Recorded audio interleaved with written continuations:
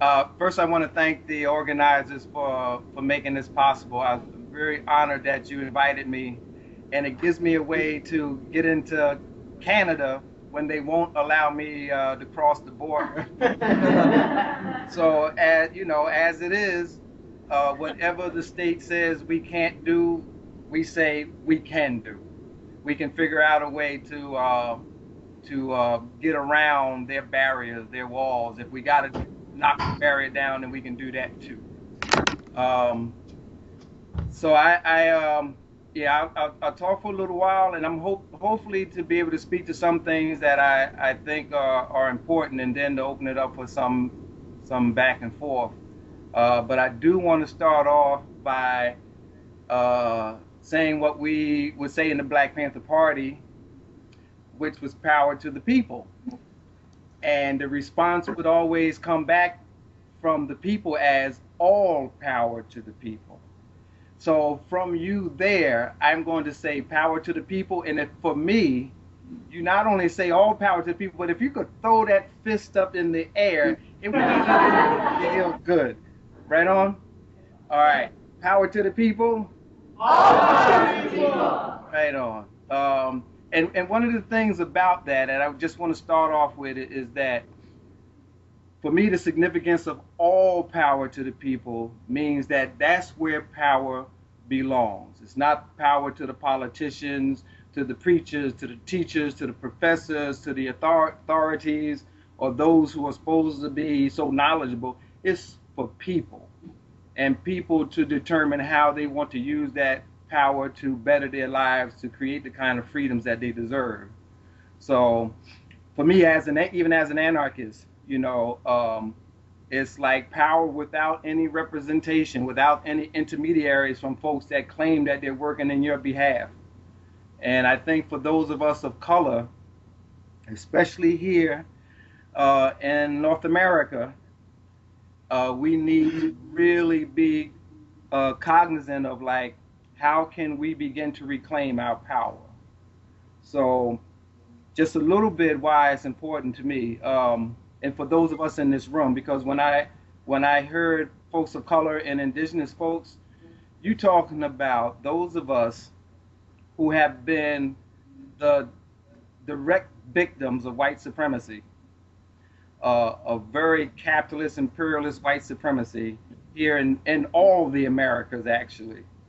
And for us to come to the forefront in terms of what we do, whether we call ourselves revolutionaries, activists, is like we know we're going to catch the brunt of the different states' repressive forces. We already catch it. Our lives is already locked down at the bottom. We suffer from so many things, from not only poverty and all of the things. For example, where I come from, this not, you're talking about poverty, but it's a different poverty. You're talking about drug addiction, alcoholism. You're talking about depression.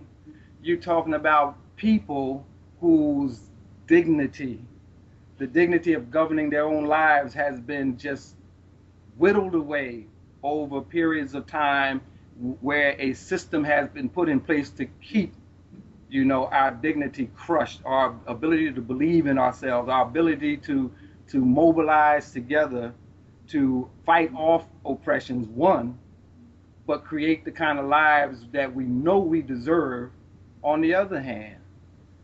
For me, it's very important that whatever we do, we keep in mind that white supremacy came to these continents, and millions and millions and millions and millions of people died as a result.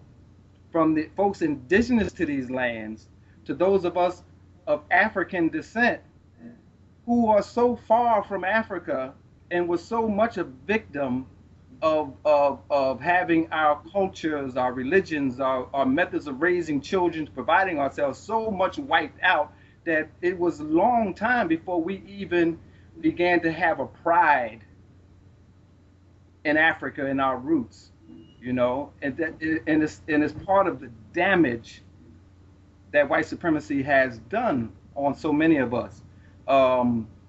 So for me, speaking to you from, you in Canada and us here, United States, what I call the brain of the empire, we have to be real cognizant of what is hanging over us as we try to like free ourselves, you know, because every time that we have resisted, the empire has moved against us.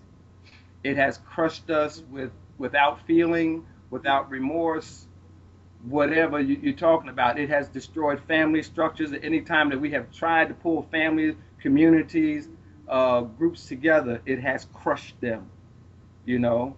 And those things, I feel, even over the generations, it stays with us.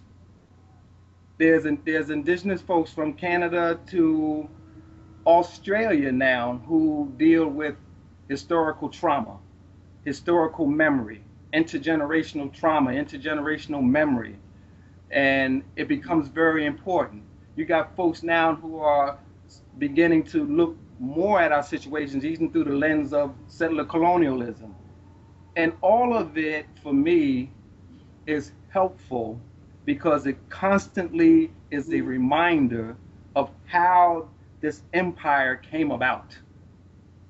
That underneath this empire is all of us and all of our ancestral voices still crying to be free. No matter what the contemporary issues are in our worlds, it's like you can't deal with any of the contemporary ones. You want to stop the war, you want clean water, you want to stop the destruction of the earth without dealing with what it did to us during a 500-year period. 500-year period. And even those of us of color, sometimes we don't grasp that. And to say grasp it, I mean, it's like sometimes to grasp what it did is a hard thing to grasp because you're talking about trauma, you're talking about horror, you're talking about an evil that is still kind of hovering over us as we struggle to be able to stop this monster. And it's hard. It has not allowed us to be ourselves. It has not allowed us to be family members, neighborhoods, communities. It has not allowed us to have the kind of dignity we need. So in our struggle to fight these people, the police force, the government, the corporations, it has not allowed us to develop a sense of esteem or power that we believe in ourselves enough to say, yes, we can do this. No matter how much they fight against us, no matter how many they lock up, how many they shoot, how many they break in spirit, more of us will continue to come to fill the ranks, to continue this struggle.